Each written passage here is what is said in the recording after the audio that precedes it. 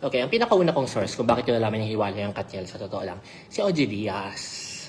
Alam niyo yung mali ninyo eh. Binash niyo si OG Diaz.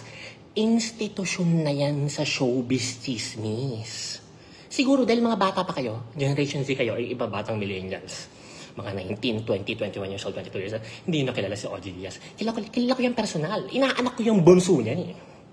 Si Miracle, napakagandang bata. Inaanak ko yun. Kilala ko yung personal. At saludo ko dyan, yan ang haligi at institusyon ng Philippine Chismis. Paano ka nasabi? Alam niyo bang ako, 30 years old, pinanganak ako 1993, pero 1992 pa lang, meron ng show sa TV sa OG Diaz about chismis sa mga artista. Uulitin ko ha, yung kinikilala ninyong pambansang Marites na tinitignan nyo as credible person na pinanganak ng 1993, si OG Diaz, 1992 pa lang may show na yan. Hindi pa ako pinapanganak, nasa tiyan pa lang ako ng nanay ko. Meron na yung show, tapos sasabihin nyo na sinungaling, pag yan nag-splok ng chismis, 90% totoo na yon. Gigil ako. Ang kaibahan lang namin, anong kaibahan namin, OG Diaz? Kasi ako yung naging pambansang Marites ngayon after branding myself for the past few years. Na talagang pagsisiyan ka sa nag-chismis, papaniwalaan namin to. Kahit convicted scammer pa yan, kahit kilala yung criminal dito at scammer, talagang pagdating sa chismis, maniniwala kami dyan. Yun yung kaibahan. Pero kung usaping background na hindi nalalaman, grabe yung si OG Diaz. So doon ako nag-idea. Sabi ko, uy, perfect opportunity to. Sabi ko. Kasi ang dami na nagpapanggap na Marites eh. Kaya naman nag-hiatus ako for about 2 to 3 months. Tapos nagulat na lang ako. Pagbalik ko sa social media, nag-hiatus ako eh. Nanahimik ako ng end of August until end of October. Nag-hiatus ako. Tapos pagbalik ko ng November, ang dami na nagpapanggap. Naapakan yung ego ko eh. Sabi ko, bumabranding kayo ng Marites, ha? Sabi ko, sige. Gagamitin ko tong issue ng Katniel breakup para ipakilala kung sino talaga ako at ako ang nag-iisang pambansang Marites. Kaya doon ako nag-interest. Ngayon, siyempre, hindi naman tayo pwedeng focus lang kay OG Diaz. Pag sinabi yung source lang niya or siya lang talaga, yun lang yung papaniwalaan natin. Hindi naman pwedeng ganun. So ako, ang ginawa ko, dami kong kinontak, day! Imagine, nasa Paris ako, chinecheck yung mga Aurora Borealis, saka yung Eiffel Tower, pero may mga kachat ako, break na ba yung Katniel? Whoop, hipak ko na, hipak. Ship. Okay, so, after confirming 4 sources, sino yung una? OG Diaz. Tama? Yun yung una eh. Pangalawa, pangatlo, pang-apat, hindi ko na pwedeng sabihin kasi I protect my sources eh. Pero nung na-compare ko yung ika-apat, eto na, isa-set ko na yung date. Dapat mag-announce ang Katniel ng kanilang breakup November 30, Andres Bonifacio Day. Pero sabi ng mga sources natin, ayaw pa daw nila paalam sa mga Katniel fans. Matagal na pala, Mars. Hindi pala recently. Pero dinedelay lang nila yung announcement. Okay, maingay ha. Baka may makarinig eh. Atin na lang ha. Okay lang ba? Matagal na palang break. Check ko lang baka may makarinig. Matagal na pala. Ayaw lang nila paalam, dinedelay nila. Pero dahil pala desisyon ako magde-decide. Gusto ko i-announce ng Katniel ang kanilang breakup katapusan ng November 30. Bakit ako? Ako masusunod. Kailangan i-flex ko yung ego ko eh. Ako yung pambansang Marites! Something like that. So, November 30. So, anong ginawa ko? In-announce ko midnight, November 29. In-announce ko ngayon, November 29. So, pag-announce ko ngayon ng November 29, boom! Na-pressure sila. Wala silang magawa. Kasi naniniwala na sa akin lahat ng tao. So, kailangan na nila linawin once and for all. And I gave Catherine a favor. Pagod na yan. Pagod na yun sa pambababae ni ano. Pagod na yun. Sa tingin nyo, for the last 11 years, isa lang? Dami, boy. Napakarami. Dami pang naglaplitan sa akin. May mga usapan pa sila, may mga picture pa sila. Ang dami. Kaya para sisihin natin yung isa sa isang breakup. Mali yun. Pagod na si Karin. Parang putik. Ito na ako yung buong buhay ko. 11 years na to. Pag-artist ako, nakadikit na ako dito. Ilang beses na akong niloko. Ilang beses ko lang nahuli. So! May listahan na kayo. Ano ba talaga yung reason of breakup? Maliban sa pagod na, no? Maliban sa pagod na talaga si Catherine. Ito na yung gusto na nakakapit ka na ba? Ito na, ito ang ship. Oh. Boom, pani, ship. Ito na. Ang tanong ng bayan, Sian, totoo ba yung K? Andres Brillantes? Kayo ingay ba?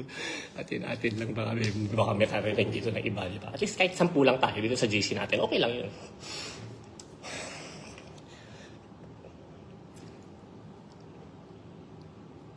Nagkita daw eh. Nagkikita. Multiple times na. Lalo na yung after ng breakup nila ni Richie. Yan ang chika, ha? Hindi natin yan sure. Sila nakakaalam na katotohanan. Ilan yung nasadap ko. Tapos, ito yung nakapagpapuno kay Catherine. Kaya binatawag, parang pagod na ako. Kaya lang na nag-break na sila few months ago. Ayaw pa rin sila pa-announce ng management. Negosyo yan, Brad eh. Laking negosyo yan. Daang milyones yung value niyan. Tapos sa announce mo lang, na-break na kayo. Brad, branding yan, Katniel. Baka pansin, mahina 20 million. Tapos sa announce mo na break up. Of course not!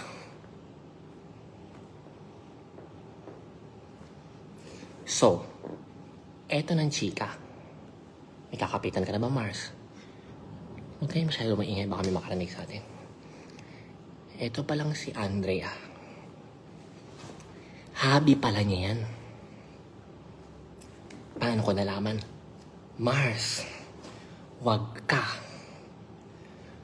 6 na sikat na personalidad ang nag-chat at lumapit sa akin. 6. Sa English, 6.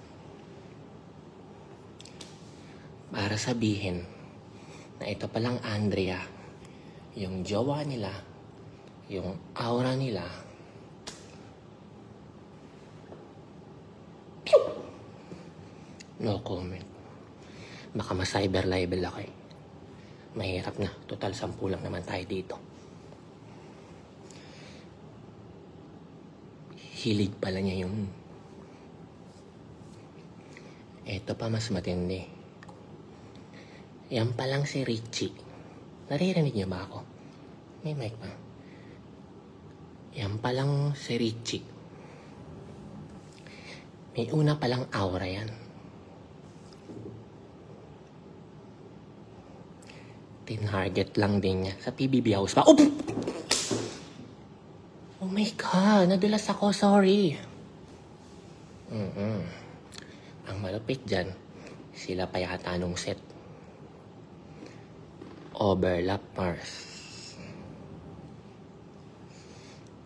Kaya, na nag-break na sila ng Richie, ito na, Kuya DJ. Pew! Yan pala yan.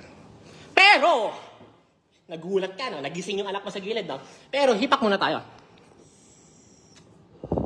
Hindi natin pwedeng sabihin na si Andres lang ang may kasalanan sa hiwalayang ito. Dahil may posibilidad na few months ago, 3 months ago, 4 months ago, 5 months ago, 6 months ago, hindi natin alam masigurado, mahirap magbanggit dito, baka matawag tayong fake news kung ano man yung alam natin. Basta few months ago, pwedeng break na talaga yung Katniel. At dahil nalaman ni Andres Bonifacio na break na pala at single na si Kuya DJ, eto na yan. Target. Para bang na-challenge siya. Pero crush niya talaga to. Love na love niya talaga to. So, anong pinapoint out ko? Para i-rule out natin. Para i-rule out natin na ang may kasalanan sa hiwalayang ito ay si Andres Bonifacio lamang. Mali yun. That's emotional. Parang may masisi lang tayo, meron lang tayo mapagbalingan ng galit natin. Mali yun. Hindi natin masabi dahil ito talagang lalaki. Talagang mahilig talaga for the past 11 years. Image loyal lang. Kaya lang, walang natatakot na pumalag, mag-expose, i-post ng mga babae or ng mga kaibigan expose kasi gusto eh. Brad, bigating pamilya yan. Daming connection yan sa showbiz at sa mga politika. At sa politika, mga politiko.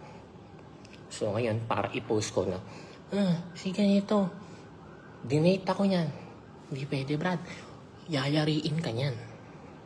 Papahirapan yung buhay mo. Kaya, for the past 11 years, tumagal na mukhang loyal lang siya. Nagets niya ba yung punto? Kasi takot lahat. Walang lumalaban talaga. At ngayon, going back, so napagod na nga si babae. Pagod na sa mga pamababae niya. Nag-break sila. At possible, nag-break sila, doon lang sumausaw at pumasok sa eksena si Andres Bonifacio. So, to rule out na siyang dila ng hiwalayan, mahirap masabi. Ngayon, lumabas na lang sila screen sa kanilang mga official statement. Siyempre, for the sake of business, kasi kahit iwalay na rin naman sila, tuloy pa rin ang negosyo as separate branding. Ano yun? Ba't parang tatalsikan ko ng laway yung camera ko? Laway ko ba yun? So, okay na mga Mars? Patiknin ko na listahan ko. Okay na Mars. Salamat sa pakikinig. Huwag mo na lang sana ipagkalat, ha? Atin-atin na lang baka sabihin, chismoso ko. O screenshot nyo nga itong 345,000. Boom, panis.